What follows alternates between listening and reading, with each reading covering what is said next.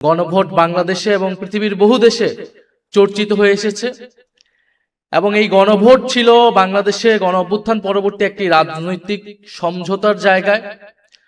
গণ অভ্যুত্থানের পরবর্তী সময়ে বাংলাদেশে দুইটি প্রশ্ন দেখা গিয়েছিল। বিএনপি তখন গণ অভ্যুত্থানের প্রায় 2-3 দিনের মধ্যেই সমাবেশ করে তারা জাতীয় নির্বাচনের দাবি জানিয়েছিল এবং বৈষম্যবিরোধী ছাত্র আন্দোলনের পক্ষ থেকে যারা গণ অভ্যুত্থানে আমরা ছিলাম, আমরা বলেছিলাম যে জাতীয় নির্বাচন আমরা চাই, তবে এই গণ অভ্যুত্থান কেবল নির্বাচনের মাধ্যমে ক্ষমতার পরিবর্তনের হাত পরিবর্তনের জন্য এই গণ অভ্যুত্থান হয়নি।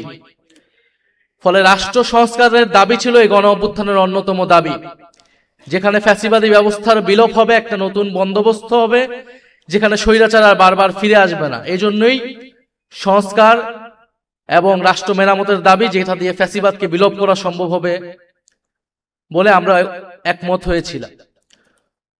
ফলে আমরা চেয়েছিলাম ফ্যাসিবাদের বিলোপ, আমরা চেয়েছিলাম নতুন সংবিধান, বিএনপি চেয়েছিল নির্বাচন। ফলে একটা সমঝোতায় আসা হলো ঐক্যমত কমিশনের মাধ্যমে। সেই সমঝোতা হলো সংস্কার। আমরা নতুন সংবিধান গণপরিষদের দাবি থেকে আমরা সংস্কার পরিষদের জায়গায় ঐক্যমত হলাম। বিএনপি ও নির্বাচনের জায়গা থেকে কিছুটা সরে এসে অনেকগুলো সংস্কারে ঐক্যমত হলো বাধ্য হয়েও। সেই জায়গা থেকেই গণভোট হলো। কিন্তু গণভোট পরবর্তী সময় আপনারা সবকিছুই দেখছেন যে কিভাবে গণভোটের গণরায়কে অস্বীকার করা হয়েছে। বিএনপি এখন একটা কৃত্রিম বিরোধ বা সংকট তৈরি করছে যে জুলাই সনদ বনাম জুলাই আদেশ। তারা বলছে জুলাই সনদ তারা অক্ষরে অক্ষরে পালন করবে, কিন্তু জুলাই আদেশটা অবৈধ, যে জুলাই আদেশের ভিত্তিতে গণভোট তৈরি হয়েছিল, গণভোট অনুষ্ঠিত হয়েছিল। ফলে তারা একটা বিরোধিতা তৈরি করছে, কারণ তারা জুলাই সনদকে তারা তাদের নিজেদের দলীয় ইশতেহারে পরিণত করেছে এবং এই সংকট তৈরি করেছিল বলেই গণভোটের প্রস্তাব এসেছিল এবং গণভোটের মাধ্যমে এটাও বলা হয়েছিল যে সংবিধান সংস্কার পরিষদ করা হবে, কারণ এই যে মৌলিক সংস্কারগুলা এগুলা সংবিধান সংশোধনের মাধ্যমে সম্ভব নয়। সংবিধান সংশোধনের মাধ্যমে সংবিধানের ফ্রেমওয়ার্কের মধ্যে কোনো মৌলিক পরিবর্তন সম্ভব নয়। সেটার জন্য একটা গাঠনিক ক্ষমতা এই সংসদকে দিতে হবে, যার নাম হবে সংবিধান সংস্কার পরিষদ।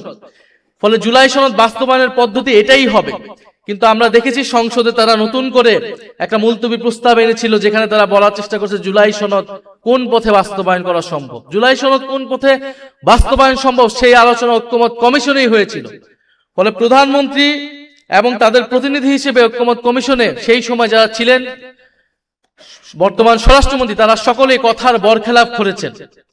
তারা তাদের নিজেদের দলীয় ইশতেহার দেওয়া সেই ইশতেহারের বরখেলাপ করেছেন, জুলাই সনদের বরখেলাপ করেছেন এবং গণভোটের গণরায়কে তারা বৃদ্ধাঙ্গুলি দেখিয়েছে।